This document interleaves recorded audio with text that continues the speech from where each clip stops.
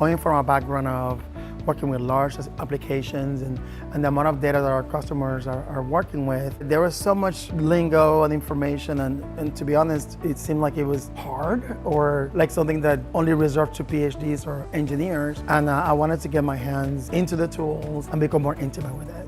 It's taught in such a way that it really does make sense. And it makes you really think about how are you gonna utilize it in real life scenarios. The instructors, their examples, the exercises, everything is applied to something you can bring back to work.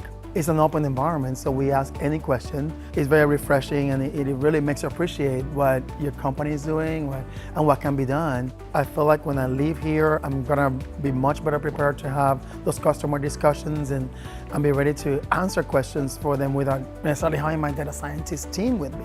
I mean, it's really for anyone, because in my position, I might not be doing data science every day, but I think anybody that is in some role that they're trying to build a startup in this space, or building a business model, or even leading an organization, this is extremely valuable because you really get a really good appreciation for what's happening, and it makes you much more educated. I think it's excellent training and getting them really hands-on on what they'll be doing. So anyone, in my opinion.